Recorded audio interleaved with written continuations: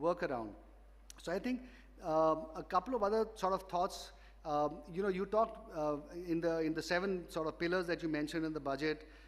You talked about green growth as being one of them, and as you can imagine, that's something that is close to my heart. And the kind of philosophy that you espoused in that was actually very broad-based, covering a lot of different areas. And that was really heartening to see that the government is thinking about greening the economy so holistically. So I think that was actually quite positive as well. And I think one of the important issues that this government has always talked about is to empower people rather than to have the philosophy of entitlement. And I think that is also visible in some of the fiscal choices that you made. So it'll be really great to hear from you, ma'am, and really get to understand a little bit more deeply what are some of the philosophical issues that underpin the budget, and how you went about making some of those choices.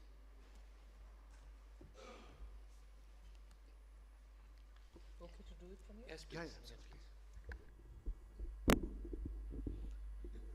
I thought there's been a lot of talk about budget in its various different the treatment it has offered for the various different sectors of the economy and so on. So I was trying to gently get out of this responsibility of having to talk initially and then wait for the questions. But I think Sumant has left no choice for me here, having framed some issues in which he expects me to speak to you all. Well, the priority, I think, has all been recognized, and you said it also even when you introduced this discussion, is growth. And we've kept up the momentum through the very same route which we have undertaken in the last 2 budgets. That is public spending in infrastructure building. And the justification has already been given several times that it is only such expenditure which will result in greater multiplier effect, and that's what is going to help sustain growth.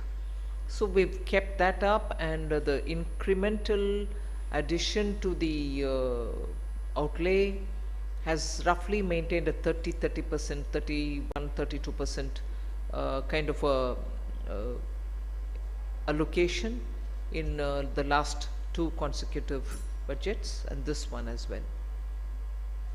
So the emphasis is on public spending, and significantly. But what I would emphasize on is, while yes, we've given 10 lakh crores this time, of which 1.3 lakh crores will go to the states, the line that I like to emphasize on is, we did so last time and we did so even the year before. We didn't just stop by announcing it, but we have made sure that we achieve the target.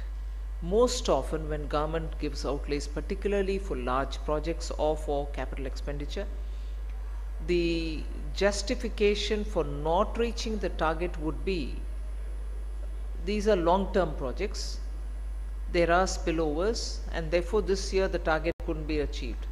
But we have maintained the momentum even in achieving the target laid out.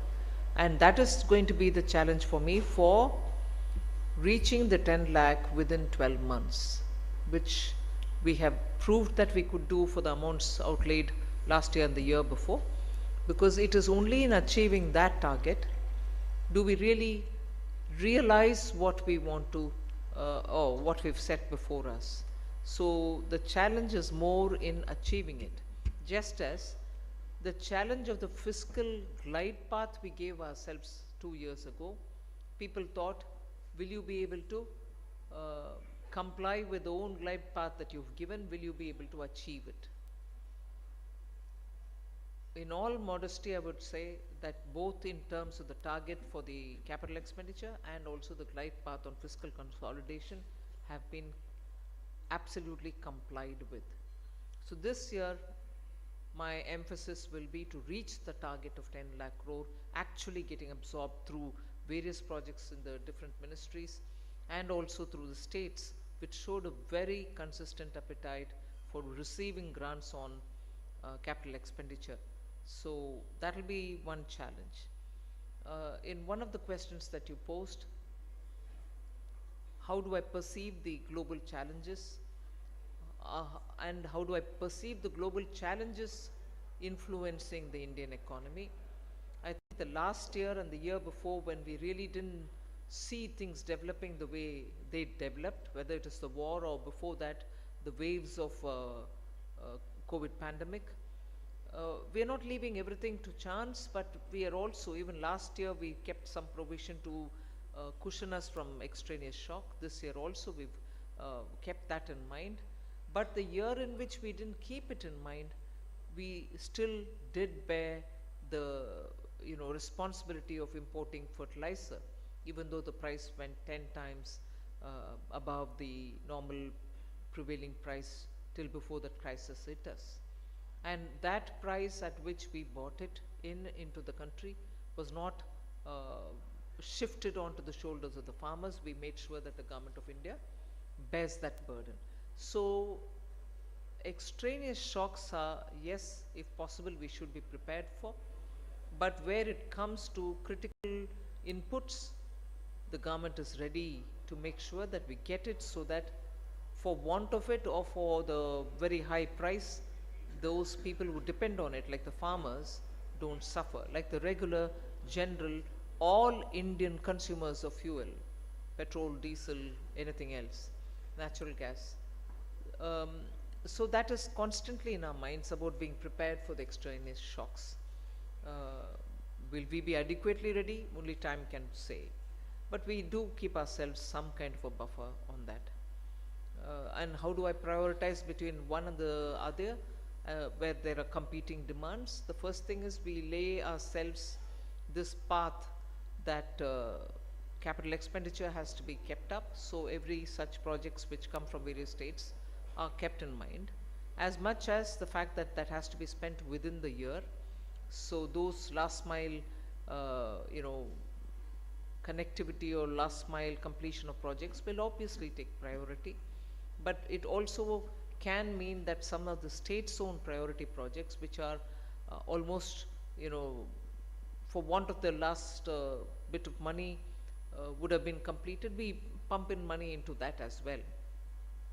But even as that apparent exercise gets done, the commitment for the transition in terms of moving out of fossil fuel and moving into renewable energy is high on our agenda, and therefore you find that a lot of announcement related to hydrogen mission, electric vehicles, overall public mobility are all prioritized, obviously, because that goal is before us, and we believe that we need to commit ourselves for it.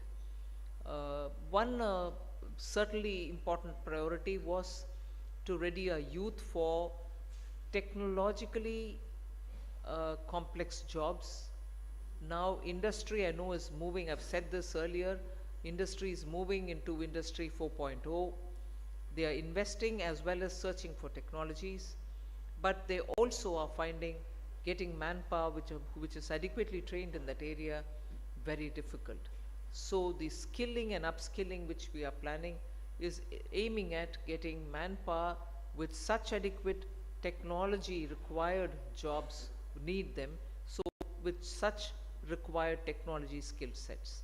So that was definitely one of the priority sectors. So we drew in those aspects of skilling and upskilling and skilling for Industry 4.0. Rural emphasis, agriculture emphasis, agriculture just being a large umbrella under which fisheries, keeping goats or keeping bovine animal for milk related products all came in, and there we didn't want any longer to be under the larger umbrella and say we've taken care of it. We've made it sure that even as you deal with the farmers, you will specifically attend to the fishing folks, you will specifically attend to those who keep cattle and so on. So even as you're looking at larger futuristic horizon, you're also looking at today inclusion, specific sector which should not get overlooked in the larger scheme of things. So this budget in terms of inclusion looks at both horizontal and also vertical parameters with which we have to bring in inclusion, like the way primitive tribes who would have been covered under the tribal ministries programs. But you see that in spite of saturation being the goal nowadays, saturation was not achieved in terms of reaching out to these small number of primitive tribes. So we made a very big provision for that. Very big, because even some basic things will have to be done as much as reaching saturation for them within a year. Saturation elsewhere had happened over the 70 years and with greater emphasis in the last 2, 3, 4 years. But even their saturation is to be achieved. But in the case of the primitive tribes, everything had to be compressed within 12 months and get the saturation point. Therefore, a bigger allocation has been made. So I think largely technology, digitization of the economy, on which we've had critical, commendable numbers to be shown or showcased as we are doing it at the G20 meeting. Digitization continues to get the attention of the government. Pharma sector gets good importance, because we have shown the world that we can be the pharmacy of the world. So that requires a lot of support. So we've literally over 2 months gone into great detail of economy, aspects of the economy, commitments which we have made and therefore aspects of economy, saturation and therefore aspects of economy, like that, into great depths, and chosen those areas which so desperately need some good allotment to be done. So that's the way I suppose the inclusion was brought in. Even as we said, emphasis on growth, and above all, credibility of promises given earlier, fiscal consolidation. We had to keep a good eye on it. We've tried doing that as well. But one last thing is, in the last 3-4 years, budgets we made sure are readable, simple, and in simple language, not too much jargon. More importantly, everything on board. There's nothing under the carpet, nothing hidden, nothing kept outside of the budget, and therefore actually the fiscal number, deficit number should have been higher, but we brought it down, or because we wanted it somewhere below, we've kept some things out. Nothing of that. What you get in the budget is what it is. So, thank you.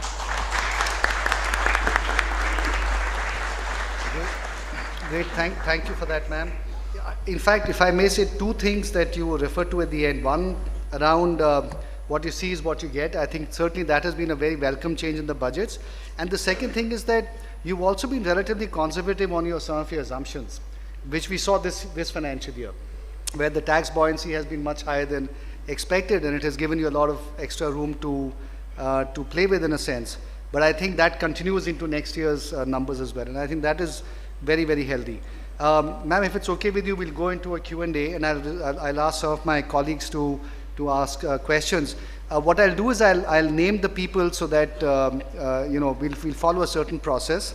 The first question, of course, Ajay, goes to you. Ma'am, firstly, on behalf of ASSOCHAM, I'd like to thank you for being here, and I'd like to thank you for your absolutely wonderful stewardship of the Indian economy. I think it's only fitting that in a year when India takes over the presidency of the G20, we should show to the world how responsibly and how credibly we can run our economy and our country. I think when the world is suffering from low growth, we are showing a growing economy. When the world has such high inflation, we have moderate inflation, fiscal discipline in this country as well. Taxes are down, subsidies are down. In every which way, it just shows great responsibility. And despite all this, we are spending so much more money on infrastructure. I think it's absolutely incredible, and we congratulate you for it. I'd just like to ask a somewhat personal question, if I may. You've been now finance minister for 3 years and more. I'd just like to ask you how your journey has been, what your learnings have been, and where you see India's position in the global economy in the years to come.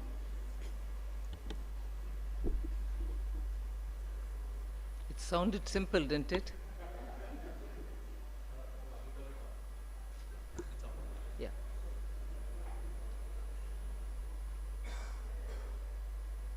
Lessons learned, listen and listen and listen. It always helps you because you have, this country is gifted in that you have experts, domain specialists, observers of the Indian economy, all out there, and they do come up with the wealth of information which actually helps you. So, listen mode is the best thing that I've learned in this ministry. What do I find as challenges in the future? I think it's more the external uncertainties which are far more unpredictable and therefore challenging.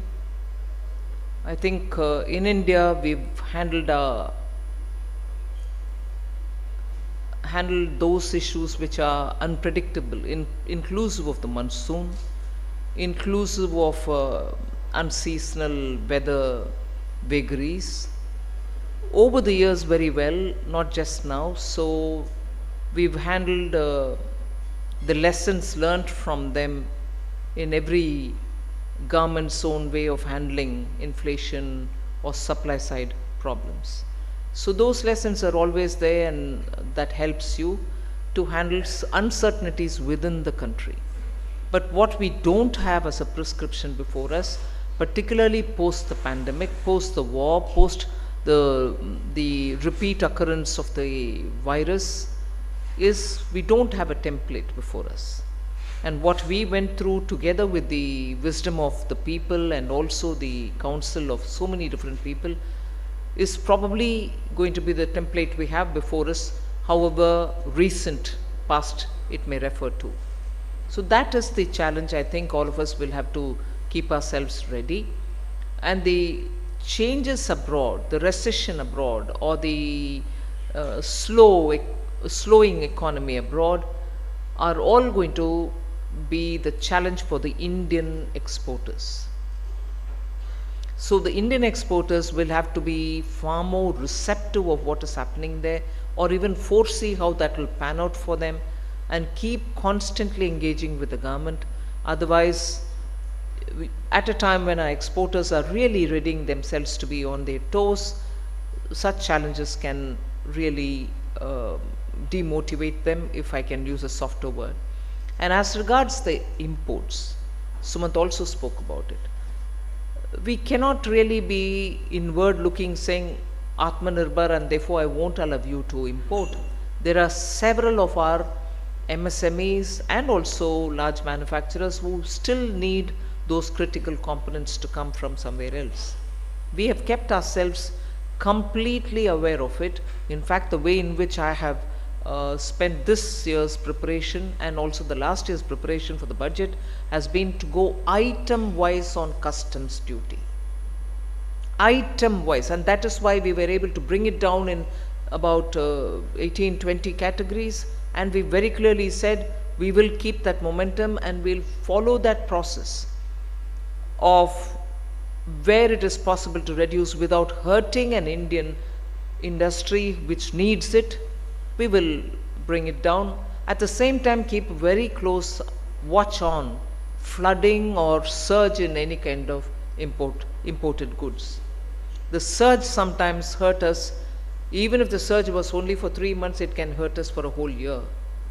So there is a very keen eye being kept for what is happening at our borders in terms of exports and in terms of the imports. So nowhere are we blanket taking a position. We are looking at specific items to see which are going to be continuously needed for the next few years and which are going to hurt us. On hurt, those which cause hurt, we are ready to act. So I would appeal to the industry to be a lot more critical of your own assessment of what's happening in the market, both Indian and abroad, and keep us informed, saying you don't have to worry about this particular thing because this is where it is, or you'll need to be worried about certain thing because that's going to flood us. So that kind of constant input giving to the government will help us. Okay, we'll certainly look at doing that, ma'am. Although I must say that you didn't answer the personal question part. As with I think Ajay, what was your question was about what are the I think the personal learnings, of course, you talked about, but I think what he was referring to also is any other kind of learnings as finance minister beyond just the professional part. Oh, this one. To listen is a big learning. Okay, yeah, that's true. And I think in India, it is a quality worth cultivating. Absolutely, absolutely. Well said. Great. Thank you. And I can vouch Sanjay. for this. She's listened to us so much and been so gracious with her time. Unfortunately, I come from a stress sector, so we've spoken to her a lot about it, and she's listened to us a lot. It's Sanjay. Not really. I was just, there's not much to ask. I would just want to congratulate you on the way you have kept SOPs under control. I think it's fantastic. In a year that would have been otherwise called electoral year, so thank you for that. And secondly, I must congratulate you on the level of detail that you go into, both in the facts and the analysis. But I have one question. What will be your wish list from the private sector? Because your government is doing what it can in terms of allocating so much towards capital expenditure. And I think, we all need two hands to clap. So maybe it's not a well-framed question, but I think I'm leading to a point as to what would you want from the other hand who needs to clap with you. There's nothing that I can say now. All that I have to say I've said over the period, to the extent that the media, some in the opposition are repeatedly quoting it. Said, you said this to the industry. So I don't want to repeat myself. I think I've said everything that I want to say already. Okay, good. Thank you. Vineet Agarwal, Co-Chair, National Council on Direct Taxes, ASSOCHAM, and Group Head of JSW. So just be pointed in your question and keep it brief, please. Thank you. Hello. Good afternoon, ma'am. Actually, my question should have started with congratulating, but Sanjay has done that. I'm just straight coming to your pet issue of infrastructure spending, and government has already planned for 10 lakh crores for infrastructure and another 3.5 lakh crores through state grants. The other question is like what the other hand is going to do is industry. What the industry is supposed to make a lot of capex in its capacity building, which is going to support this capital infrastructure as well as also to support the capital infrastructure itself. Now, ma'am, I don't know whether it's unintentional or something that the borrowing cost has become costly by a small missing in the budget this year. There is a particular clause of 194 LC and LD, which gives a concessional rate of 5% on the all the long-term overseas borrowing. Ma'am, you know that there is a very less availability of capital for all those large spendings in India because of all those sectoral exposures in the banking system. So when we borrow, there's a reduced rate because all these foreign taxes are to be borne by the Indian borrower. And if this 5% rate is reduced and then we go for that regular rate of 20%, it becomes about 28% after grossing up. So the cost of borrowing, which it goes like on the roof, and suddenly the capital has become like unviable. So any thought on that side, ma'am? Question? This is the question, ma'am, because the expansion, yeah. Sorry, yeah, ma'am. So from 1st April, that is subject to this budget getting passed. From 1st April, you're saying that the cost of borrowing, particularly from abroad, is going to go up. Yes. From 1st April? From 1st of July, ma'am. Sorry? 1st of July. Because up to 30th June, the provisions are... No, that's all right. Okay. 1st of July, 2023. Sorry to repeat like this. From 1st July 2023, it's going to be more expensive. So, indicating that people who wanted to come in with expansion plans, greater investment, are going to be hurt by that, right? right? Yes, ma'am. Probably I've answered it. From 1st July. No, it's not Yeah. necessary, ma'am, but the But borrowings will earlier, start from there. Yeah. earlier, Yeah. it wasn't that, right? Yeah, we were, for last 8 or 9 years, it's like this. Investments happened. Okay. I hope, ma'am, it's happening. Yeah, a lot of, So yeah. lots of investments happened, and now from 1st July it's going to be difficult. Ma'am, Okay, it become costlier, yeah. I think you've asked the question. Now, please do sit down and move on to other people. Ma'am, should we take 2, 3 questions at the same time? Yeah. And until how much time could you do the task? Straight from the Okay. 6:15 is the flight, and I'll come back up and Oh, okay. So just tell us 2:15. you leave me. Sorry? 3:15. Sorry, 5:15 should we say, or is that will be too late? Okay. So another 10 minutes. Okay, fine. Thanks. Okay. So what we'll do is we'll take 2, 3 questions at the same time. Dr. Charan Singh, and then after that Vivek Srivastav of Vari. So if you guys can just be very quick with your questions, so we can get as many as we can possibly. Honorable Minister, as an economist, I must congratulate you on the journey that you have taken the country on fiscal policy. The transparency that you brought in, despite domestic and global challenges, the fiscal consolidation path that you retained and the adjustment that you did on the revenue deficit is something for the world to really see and learn from. Honorable Minister, I was wondering, how are you going to showcase to the world this successful journey that you have taken so that the world recognizes, despite all odds, starting from COVID, we have retained #1 growth position in the world? Thank you. Actually, if you don't mind, I'll just quickly respond to that, because that is a call for action, I would think. Because not just the government speaking any amount about it, how we handle the COVID, how vaccination, how Atmanirbhar, how, giving impetus to the states for spending, how revenue buoyancy. Government talking about it any number of times will not have the same impact as, I would think, industry talking to industry of different areas, different countries, your partners, your friends, your associates, industry to industry, business to business talk should include what were the various things that India did. And in that, all of you were partners. It's not just the government. Industry, common people, businesses, teachers, lawyers, doctors, everyone participated in this unbelievable 2.5 years of work. At the same time, keep yourself safe and protected. It's an unusual, I know our media friends are here, but it can always be twisted into something else, saying, oh, the finance minister said success story. But unusual, and I'm saying with conscious, it's a success story of the people of India, as to how they came together and they were able to achieve something, although they were each one of them exposed to the risk of the pandemic. But still, it's a story for India to say. It's an India story. No one particular person or government or state or anybody can take that credit individually.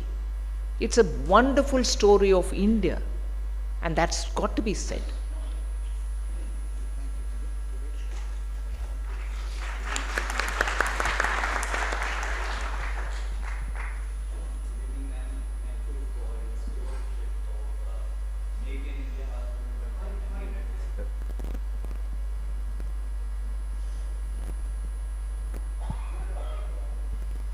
Apologies for that, ma'am. Thank you for your stewardship of Make in India, Atmanirbharta, and the energy security, the Swavlamban. There are a few things, pointers for this to further accelerate the glide path towards becoming more energy security in terms of the green path green growth that you have spoken about. Basically relating to local manufacturing, which the medium sector industries like us are trying to enter into.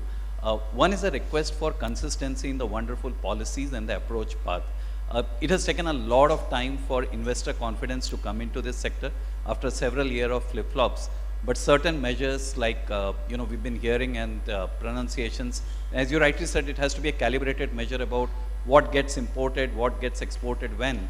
But after 3 years of flip-flops, this was implemented in October, And the request is that, you know, recalling that and saying that it will be done again after 2 years will completely sound the death knell for local manufacturing.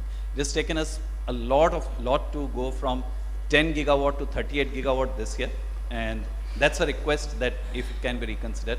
Second is, we are in a zone where the world is affording us an opportunity, as you rightly mentioned, where it is not just China plus one, it is actually beyond that, one plus China. And it is the right time to look at some export incentives also for this sector. Otherwise, the ASEAN countries and few others would take that step. So that's something that would help us. And in doing this, because this is smaller players who are coming in, beyond PLI, I can assure you, if there is an element of capital subsidy, it would pay us well, and some tax rebates, because this is a very capital intensive sector when we go to backward integration, not just the last mile. Thank you very much. Okay. Let me just go to a couple of. Preeti Malhotra, Chairperson, Smart Bharat Group. Thank you so much. Ma'am, my question pertains to steps being taken to bring in more foreign investment into India. While FDI has been increasing consistently, but India can still raise much more FDI to fund its infrastructure and other developmental activities, especially if we want to make India a developed nation by 2047. Foreign investors, and here I'm especially speaking about PIOs, OCIs, they're committed to India. They want to invest in India, bring in capital, bring in technology, generate more employment, income, consequently pay more taxes in India. But their issue is that they don't want to be taxed on their global income. If they want to invest in India, they want to stay for extended periods of time in India. But if they stay for extended periods of time beyond the prescribed limit, they have to pay taxes on their global income. And if you refer to certain research reports, including an EY report, China did a policy change in 1994, consequent to which they had huge foreign investment coming in from Chinese settled overseas. And similarly, Singapore, they made a change, they tweaked the policy and had a policy change in 2002, and it became a regional hub for Asia, as a commercial regional hub for, in Asia. And also a lot of foreign conglomerates set up their offices in Singapore. Can these foreign investors, and I'm here especially speaking about PIOs and OCIs, look at some attractive measures for ease of living? Thank you.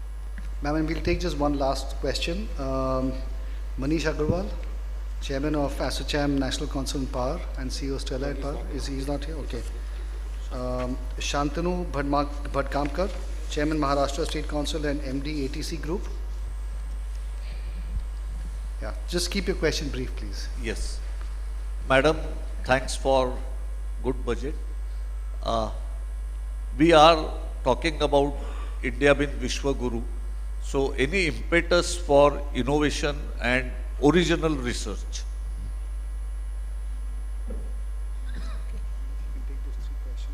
That's fine. They almost as though they are things for me to work on. Okay. So this. Okay. Very good. Okay, then let's go forward. Vinod Kumar Agarwal, Chairman GR Infrastructure.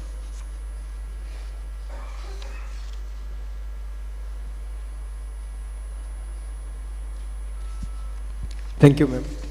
I, on behalf of Vinod Kumar Agarwal, I am representing the Vinod Kumar Agarwal. I'll be raising, some suggestion, or it's related to that taxation amendment which has been brought into that InvIT mechanism, ma'am.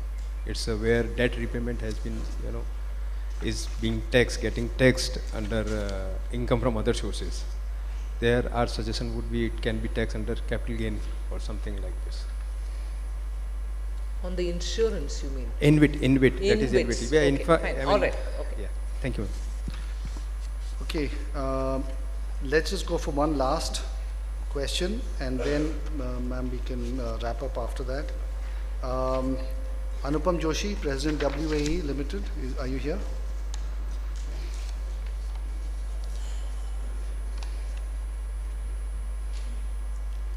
No? You seem to have got up. Why don't you have a question? Why don't you go ahead? This is from the education. And because in this hall, industry and academia both are sitting. I'm representing academia here. So you have mentioned in the budget that industry and academia should work together hand in hand. And what type of tangible outcome you are expecting from both of us, which should give the growth to the country? The alliance with the industry. Chitkara, but Yes. Area of specialization? Ma'am, we are from educational institute, so we are running the university. My area of specialization is mathematics. So my only question is, because we are working very closely with the industry, and industry academia interface in all the universities is doing very well, and we are thankful to the industry. But I think you have mentioned in the budget that there should be some tangible outcome where there should be a great growth for the country. So what type of that growth is in your mind? The fact that when you interact with industry, yes, you understand where their future plans are, you're able to think of what your students can contribute towards that, so you can start with that. Equally, last budget as well, we had announced, if there are cluster of government institutions, which may be research institutions, and that area also having very many universities or centers of higher education, they can together utilize the wherewithal, the facilities available in the labs or in their research, and come together, the academia, industry in the sense of research organization, and industry again, actual industry, which can come in and say, look, in the 5 years, coming 5 years, we are going to have this as a challenge. Will you come up with something your students can be part of and use the facility of a government institution, research institution? Part of the question which was asked earlier, if research institutions, which is now opened up in this budget, are available for private sector also to use, which is a government facility, and your students can be given the task of thinking about it, the synergy that you create and the outcomes which can come from it can immediately benefit the industry. Thank you very much, because you are telling that to the industry.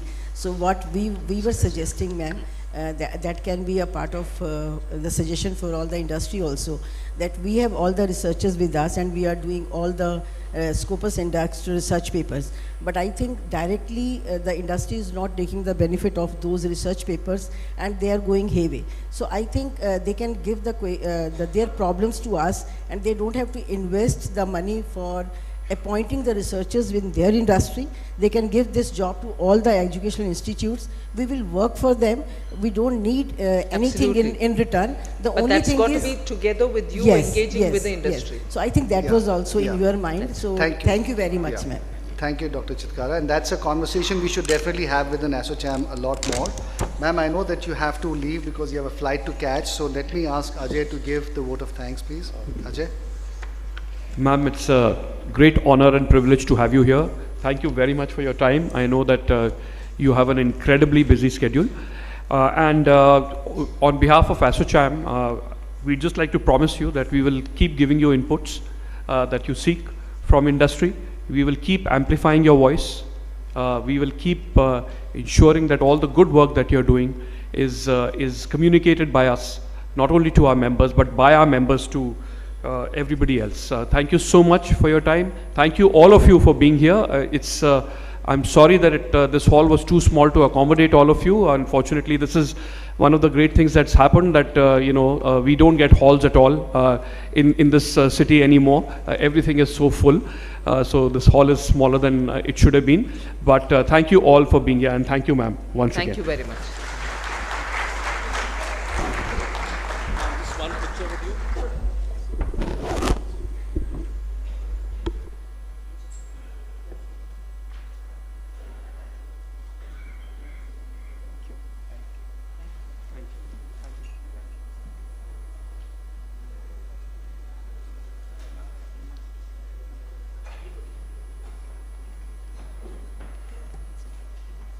I request all of you to please clear the aisles and clear the way for ma'am to exit the hall.